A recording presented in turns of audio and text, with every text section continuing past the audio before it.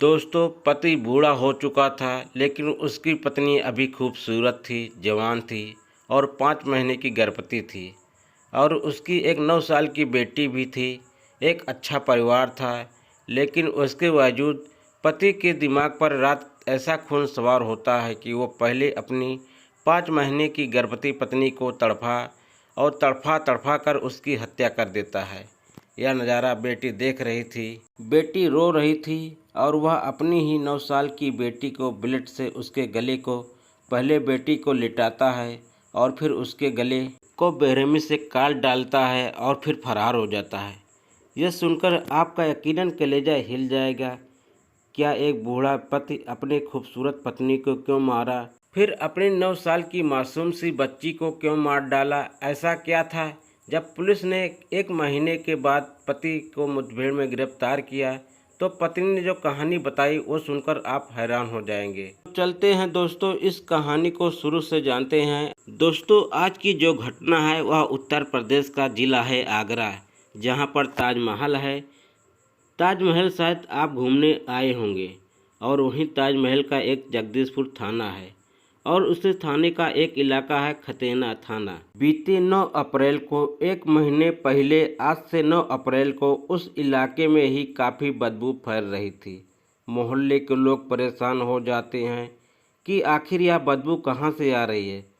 सब लोग इधर उधर देखते हैं, गली में देखते हैं कि कहीं कोई कुत्ता वगैरह तो नहीं मर गया, क्योंकि जो बदबू थी वो किसी जानवर के सड़ने की थी। और जितने भी लोग थे वो यही अंदाज़ा लगा रहे थे कि कहीं पर कुछ न कुछ तो सड़ा है या फिर तो बिल्ली वगैरह मर गई है कहीं पर। लेकिन यह अंदाज़ा लगाते हैं 9 अप्रैल को और फिर 10 अप्रैल को लग जाती है और 10 अप्रैल को बदबू और ज़्यादा बढ़ जाती है। इतनी बदबू के मोहल्ले वाले बर्दाश्त नहीं कर पाते हैं और फिर सब लोग देखते हैं कि जो घर है वहाँ पर जो घर अब्दुल रशीद का है, अब्दुल रशीद के घर से बहुत ज़्यादा भयंकर बदबू आ रही है। जब अब्दुल रशीद के दरवाजे पर पहुँचते हैं तो बाहर से ताला लगा हुआ था। अब उन लोगों को शक होता है कि अंदर से बदबू और बहुत ज़्यादा बदबू, कोई कुत्ता जानवर तो अंदर घुसेगा नहीं, फिर बदबू कैसे आ रही है। फ़ौरन जगदीशपुरा थाना पुलिस को सूचना दी जाती है। पुलिस मौके पर पहुंचती है। पुलिस जब बदबू देखती है तो समझ जाती है। अब्दुल रशीद को फ़ोन किया जाता है, लेकिन उनका मोबाइल बंद था। जो गेट था उसको तोड़ा जाता है। गेट तोड़ने के बाद जब पुलिस वाले अंदर घुसते हैं तो अंदर मक्खियाँ भिनभिना रही थी। पूरे घर में इतनी भयंकर बदबू थी कि किसी आम इंसान की कदम रखने की हिम्मत नहीं थी। पुलिस वाले मुंह ढककर अंदर की तरफ पहुंचते हैं और जब अंदर जाते हैं तो वह एक कंबल देखते हैं। वहां पर खून जम चुका था, उसमें कीड़े पड़ रहे थे और जब कंबल हटाया जाता है तो अब्दुल रशीद की जो पत्नी थी जिसका नाम सबीना था और उसकी बेटी जिसका नाम अनाया था, 9 साल की बेटी और सबीना, दोनों की बॉडी एक दूसरे से बिल्कुल चिपकी हुई थी और कंबल में लपेट कर, मतलब उसको कोई यहाँ पर छिपा कर गया था, उसकी हत्या कर दी थी। सबसे पहले पुलिस और मोहल्ले वालों को सीधा शक हो जाता है कि यह हत्यारा कोई और नहीं हो सकता, अब्दुल रशीद हो सकता है, क्योंकि अब्दुल रशीद कई दिनों से यहाँ पर नहीं आया। पुलिस का शक अब्दुल रशीद पर तभी चला गया था जब पुलिस ने अब्दुल रशीद को फ़ोन किया। उसका मोबाइल बंद था। अब पुलिस जब दोनों बॉडी थी उसको उठाकर पोस्टमार्टम के लिए भेजती है और जो पत्नी थी उसका पेट फूला हुआ था। देखकर लग रहा था कि पत्नी गर्भवती थी। पड़ोसी वाले बताते हैं कि जो ये सबीना थी यह गर्भवती थी और यह सबीना की 9 साल की बेटी अनाया थी। अब जो अनाया था उसका गला पूरे तरीके से कटा हुआ था और सबीना को एक बड़े डंडे से उसके सर पर ताबड़तोड़ वार किए गए थे और दोनों को मार दिया था। अब ये जो किया था अब्दुल रशीद ने, सवाल यह था कि आखिर अब्दुल रशीद ने अपनी पत्नी, इतना सुंदर पत्नी जो अब्दुल रशीद है वो बूढ़ा, बड़ा सूखा सा कमज़ोर है और जो पत्नी सबीना है वो अभी जवान है, अच्छी खासी, फिर इतनी अच्छी पत्नी की उसने क्यों हत्या कर दी। हर किसी के दिमाग में सवाल था। पुलिस अब्दुल रशीद को ढूंढने में लगती है। अब्दुल रशीद रहने वाला छत्तीसगढ़ का था, इसलिए पुलिस छत्तीसगढ़ पहुंचती है। पूरा आगरा छान मारती है, लेकिन कहीं अब्दुल रशीद का कुछ पता नहीं था। और वक्त गुजरते गुजरते आज पूरा 1 महीना हो जाता है। 9 मई को पुलिस को सूचना मिलती है कि मुखबिर के जरिए एक मुखबिर बाकायदा पुलिस को अब्दुल रशीद को ढूंढने में लगा हुआ था, क्योंकि पुलिस तो नहीं ढूंढ पाती है, मुखबिर ढूंढते हैं। मुखबिरों के पैसे भी बहुत मिलते हैं, तो मुखबिर से सूचना मिलती है। जो एसओ जो इंस्पेक्टर आनंदवीर हैं, उनको सूचना मिलती है कि जो अब्दुल रशीद है यह बीजीपुरी का जो चौराहा है जहाँ पर नहर है वहीं पर यह आने वाला है। तो पुलिस वहीं बैरिकेड लगा देती है और पुलिस वाले कई सारे लग जाते हैं। रात के 9 बजे के टाइम की बात है। पुलिस इंतजार कर रही थी कि उसी बीच सामने से अब्दुल रशीद बाइक पर आता हुआ देखता है। पुलिस अब्दुल रशीद को पकड़ने जाती है और पुलिस के ऊपर वो फायरिंग कर देता है। पुलिस अपनी बचाव फायरिंग करती है और अब्दुल रशीद के बाएं पैर में गोली लग जाती है। उसको गिरफ्तार कर लिया जाता है। गिरफ्तार कर गोली तो उसकी लगी थी, इस मेडिकल कॉलेज लेकर पहुंचती है और वहीं पर जब अब्दुल रशीद से पूछताछ की जाती है और पूरी कहानी पता की जाती है तो पता चलता है कि अब्दुल रशीद ने तीसरी अब्दुल रशीद की पत्नी थी सबीना, और सबीना की इसने हत्या कर दी।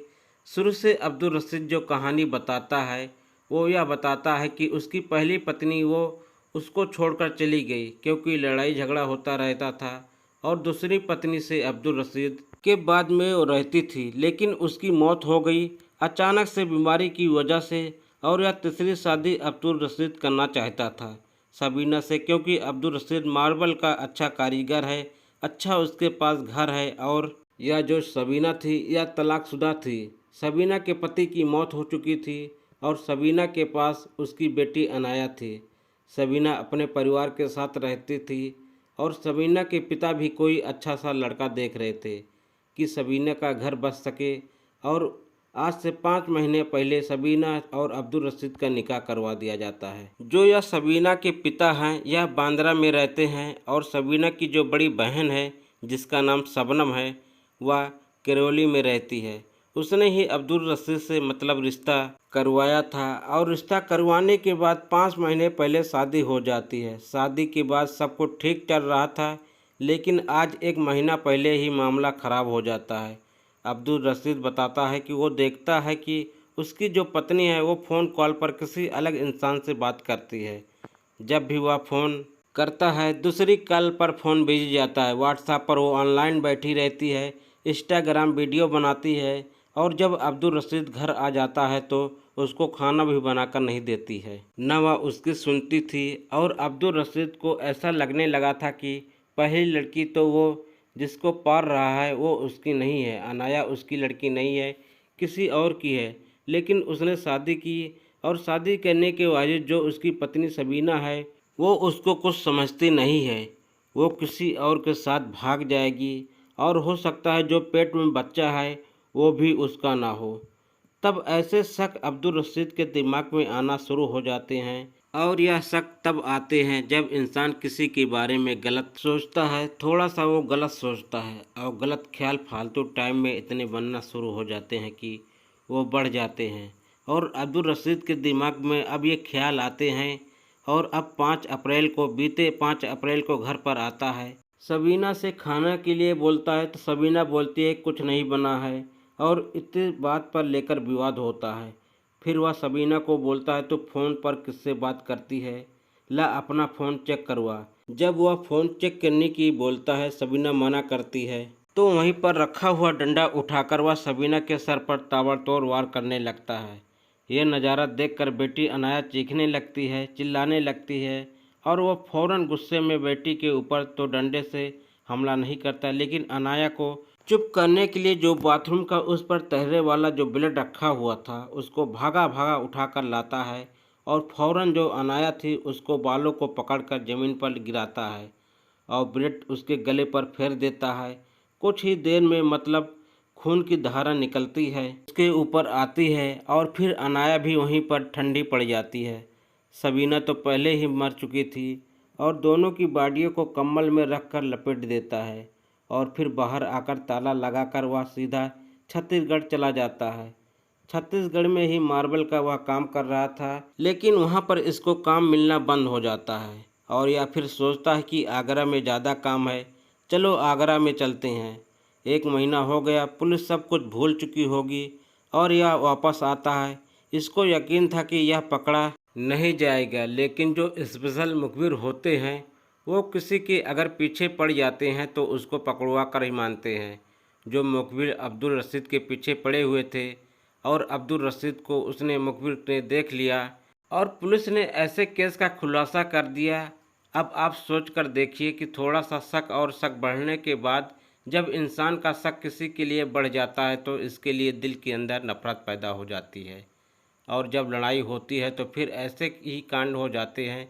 इसलिए अगर आपके दिमाग में शक है तो फ़ौरन बैठकर बातचीत करें, बैठकर बातचीत कर सकते हैं, उसको क्लियर करें। और अगर कोई इंसान आपको सही नहीं लग रहा है तो आप उसको छोड़ दे, जाने दें। ऐसा कदम ना उठाए जो दुनिया में आपके लिए दिक्कत बने और मरने के बाद ऊपर वाला भी आपको बहुत ज़्यादा मारे। अब्दुल रशीद कुछ नहीं बनेगा, ज़िंदगी भर जेल में रहेगा और मरने के बाद उसका ऊपर वाला उसको जहन्नुम की और नर्क की आग में डाल देगा। दोस्तों, यह रही कहानी। यह कहानी आपको कैसी लगी आप हमें कमेंट बॉक्स में ज़रूर लिख के भेजिएगा। तब तक हम अगले वीडियो मिलेंगे, तब तक के लिए जय हिंद, वंदे मातरम।